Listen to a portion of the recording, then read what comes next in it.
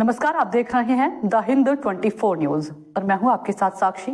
आई नजर डालते हैं आज की बड़ी खबरों की ओर। बिलासपुर क्षेत्र के गुजरेला गांव में पूर्व विधायक संजय कपूर के आवास पर पहुंचे गुरु शंकराचार्य जी का भक्तों ने बड़े ही उत्साह के साथ किया भव्य स्वागत। इसके बाद की पूजा अर्चना। वहीं प्रेस वार्ता के दौरान गुरु शंकराचार्य जी ने कहा कि गौ हत्याओं में भारत नंबर 1 पर है। अब हमारा एक ही नारा, जो पहुंचाए गौ को चोट उसे हम कैसे करें वोट। एक सवाल आपसे लेना था। आईडी लगी है भारत की पूरे विश्व में दूसरे नंबर पर आया है भारत। क्या इसके पशु और रूप से संरक्षण क्या बोल जो भारत देश में रहने वाले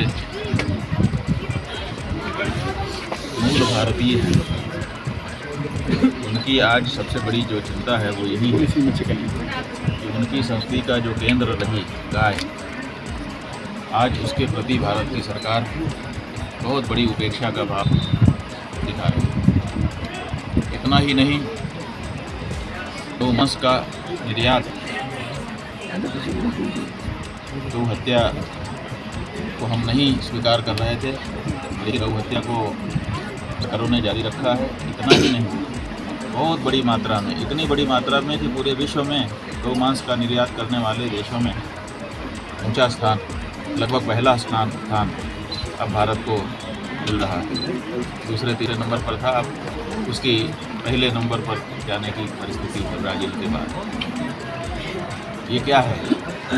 देश में जो बच्चे हैं हमारे, जिनको आप कहते हैं कि इनका पोषण बहुत आवश्यक है और यही हमारे भारत देश के भविष्य हैं, उनके लिए आपने सर्व शिक्षा अभियान चलाया, मिड डे मील दे रहे हैं। लेकिन पोषक जो दूध है, जो परंपरा से भारत के बच्चों का पोषण करता रहा, आज उसके बारे में भारत की कोई भी सरकार, चाहे प्रदेशों की सरकार हो चाहे केंद्र की सरकार हो, कुछ नहीं कहना चाहे। बच्चों को पोषक दूध, क्या ये निश्चित नहीं हो जाना चाहिए कि जब हमारी देशी जो गाय है उसका दूध हर तरह का पोषण बच्चों को प्रदान करता है, तो 1 गिलास 2 गिलास दूध बच्चे के लिए क्यों नहीं होने लगा? लेकिन बच्चों के लिए तो ये हो नहीं रहा है, बड़ों के लिए भी शुद्ध दूध मिलना अब अपने देश में मुश्किल हो गया है। यूरिया का दूध बना करके जितनी भी खपत है उसको पूरा किया जा रहा है।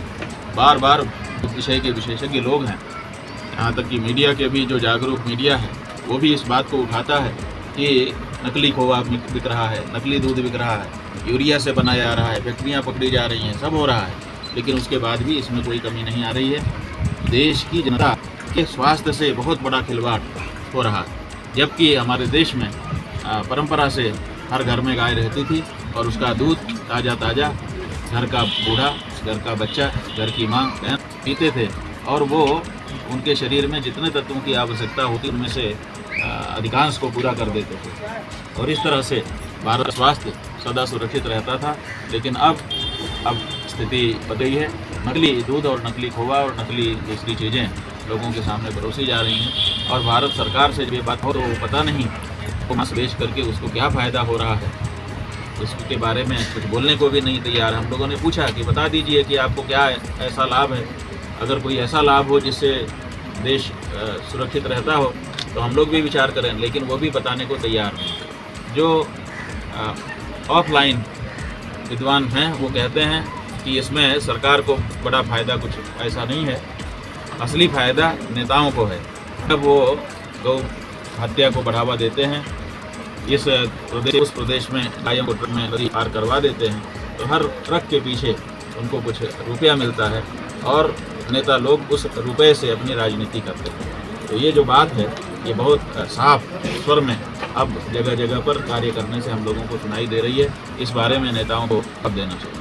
अच्छा महाराज जी, काफ़ी सवाल कि आपने आह्वान किया है कि गौ मतदाता बनाए, तो क्या कार्य योजना है?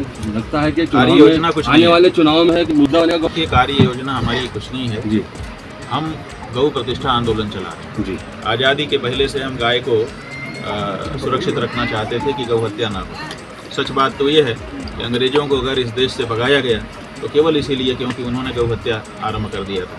कि गौ ये रहेंगे तो गौ हत्या होती रहेगी, इसलिए इनको भगा दिया जाए ताकि गौ रक्षा हो सके। ये मूल भावना इस देश की। कहा गया था कि आज़ादी होते ही पहली कलम से गौ हत्या बंदी हम लोग करेंगे, लेकिन नेताओं के वो वादे किताबों में और प्रमाणों में, कागजों में रह करके आज बंद है। ऐसी परिस्थिति में जब देश की बहुसंख्यक जनता गौ हत्या बंदी की बात करती है, उसको ये सुनते नहीं, अंदर तो गोली चला देते हैं या कह देते हैं कि क्या हमें लेना देना है। कोई पतरा निकालता है, कोई धरना देता है, कोई आमरण अनशन करता है। जो सरकारों के सामने कहने की रीति नीति बनी थी वो सब आज ध्वस्त हो चुकी है, क्योंकि कोई सुनने के लिए तैयार नहीं। तो ऐसी परिस्थिति में आखिर देश की जनता करे तो क्या करे।